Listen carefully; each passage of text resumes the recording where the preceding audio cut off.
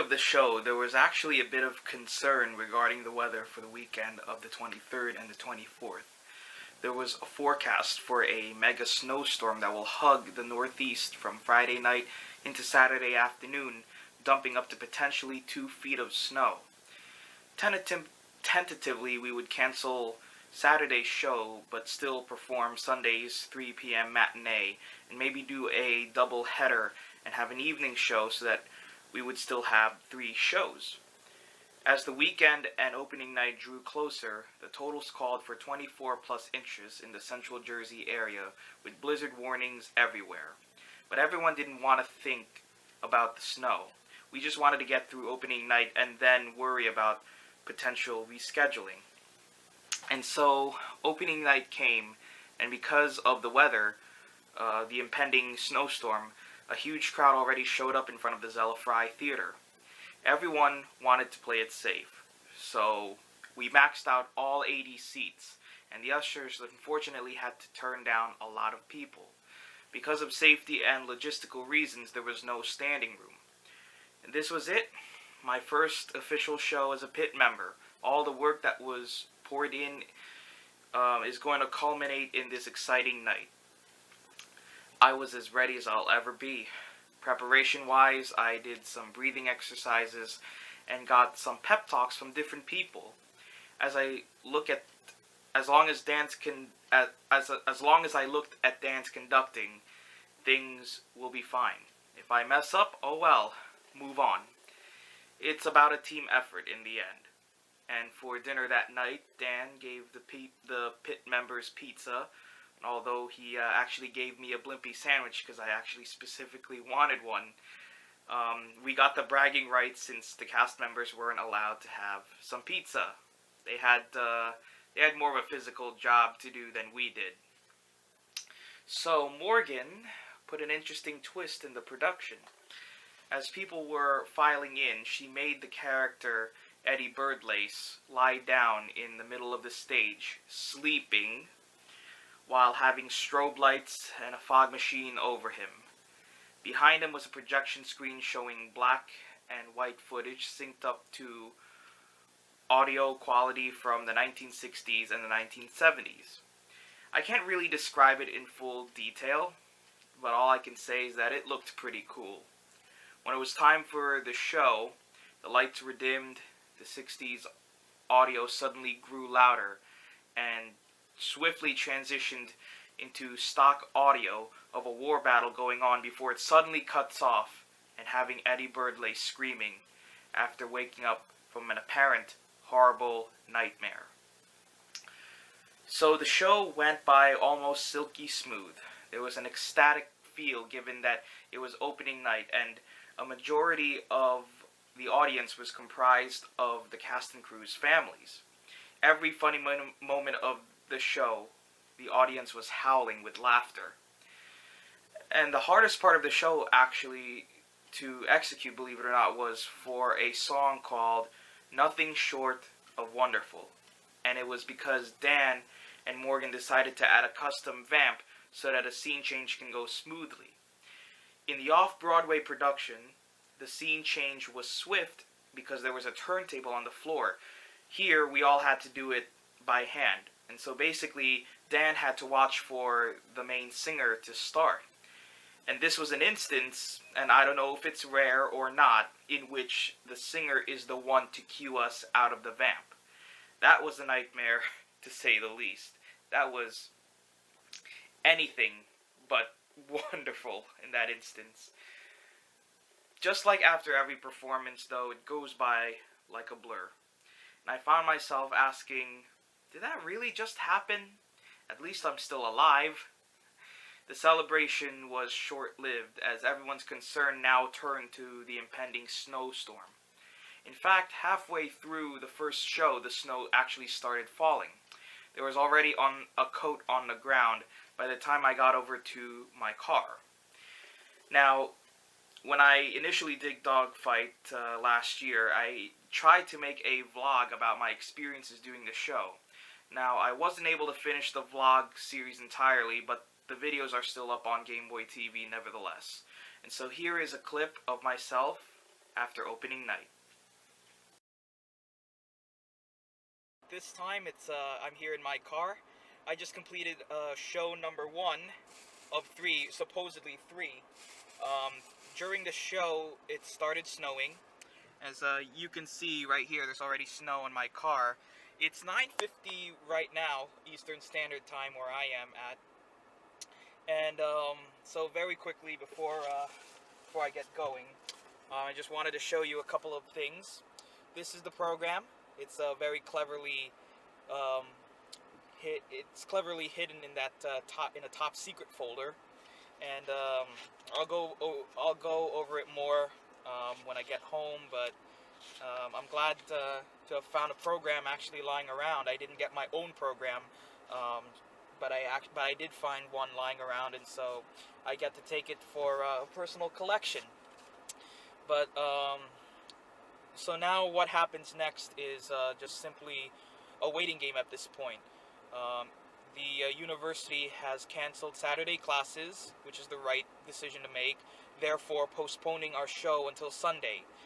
But because this storm is large and it's probably going to take more than at least 24 to 36 hours to get away, I mean, I wouldn't know. I'm just kind of estimating at this point. Sunday shows could also be jeopardized. If we're able to get one show on Sunday, that would be good. But like I said, this storm is going to be bad. It's already bad right now. There's a lot of wind. There's a lot of snow falling down. I'm just waiting for my car to warm up at this point, and I'm going to be heading home. So if we're able to get a Sunday performance in, I feel like it's not going to, we hope to have a big crowd, but I wouldn't blame people for not coming, just for the sake of staying home, staying safe, and staying away from any kind of dangerous, icy conditions. But, for me, duty calls, and I have to be here on Sunday. That is, if I can even get out of my house and drive 20 miles to the college.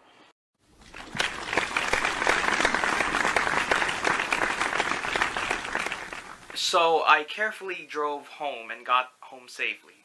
The following morning, Saturday, January 23rd, there was already 10 inches on the ground. I followed the news all day via ABC7, WABC TV, and all the predictions of 2 feet were indeed coming true.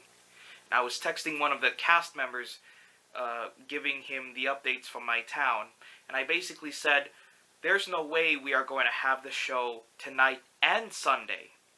The snowstorm ended up lasting a full 24 hours, ending at around 9 o'clock p.m.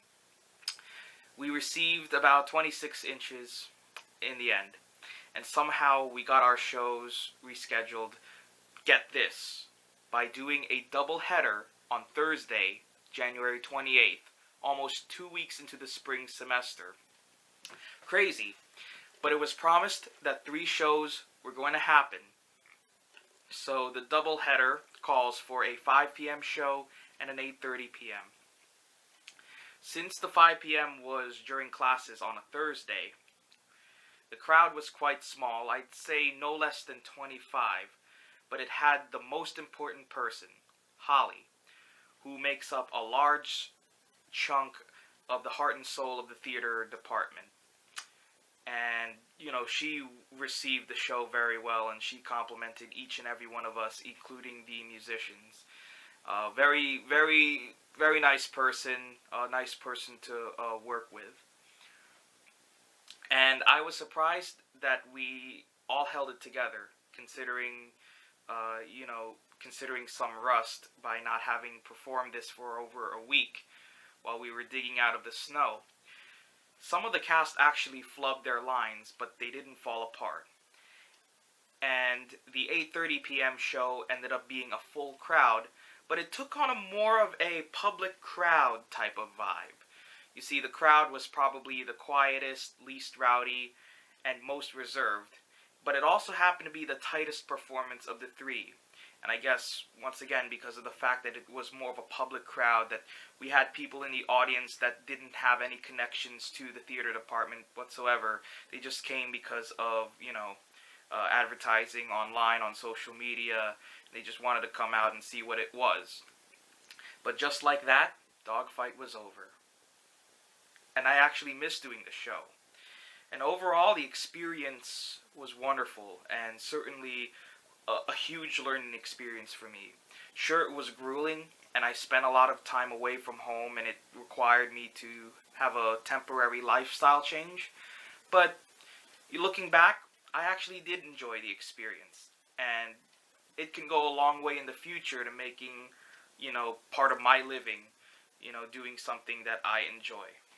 Before I go, I got a couple things to show you on camera. The first is an actual poster. It's a custom-made poster that was made at Kane. Dogfight the Musical. You can see the Kane University Student Organization. They were able to print out the advertisement. It's a big poster that I've kept in my room ever since. It's memorabilia from the show that I'm pretty surprised that it's been over a year now. So we have our performances scheduled. Next is an actual program. It's the programs were cleverly made to look at, it's like military style, like Top Secret right there. It's one of those, mission briefing types where you get your assignment, and everyone in the audience got a program that looked like this. And inside, you got all the bios of the people, the whole entire program. Let's see here. I'm going to try to find my name on here. Here we go. I'm on the yellow highlights on piano under orchestra. And then next, I actually, because Dogfight made such an impact on me, I actually compiled an entire binder with pictures from the show that I decorated and the score. Now, I'm going to try my best to show this because this binder is kind of falling apart a little bit, so I have to fix that. But up here is Morgan. This is Morgan.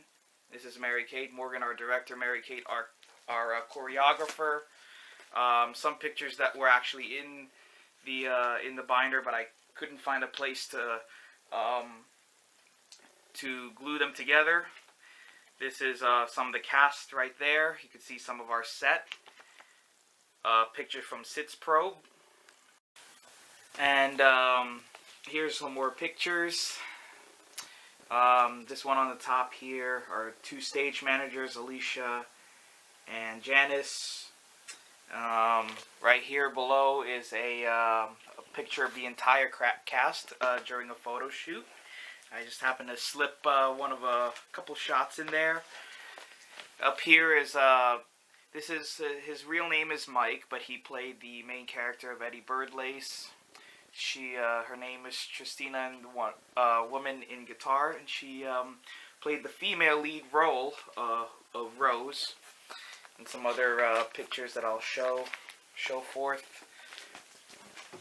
Yeah, this thing fell apart pretty quickly. Some scenes from the show too during the photo shoot.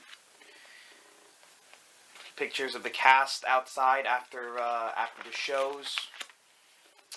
Hey, if you're, I hope you allow me to put this up. I hope you don't mind. But it was just an exciting experience for me. I even took a picture of the score right here. Set pieces. Let's see, what else here? There's Dan, our musical director. Ryan is our, this is a different Ryan. This isn't Ryan, the vocal director, but Ryan, the drummer. Cello, bass, all of that. All that good stuff. And actually, I even copied some of the score, and I still have it. And even to this day, I still will look at it and play through some of the songs, and just kind of revive some of the memories of this experience. So that's it. Thanks for watching episode 10 of the College Grad Reflections here on Game Boy TV. And our next college reflection will have nothing to do with the music department, but rather something that I did this past March for spring break.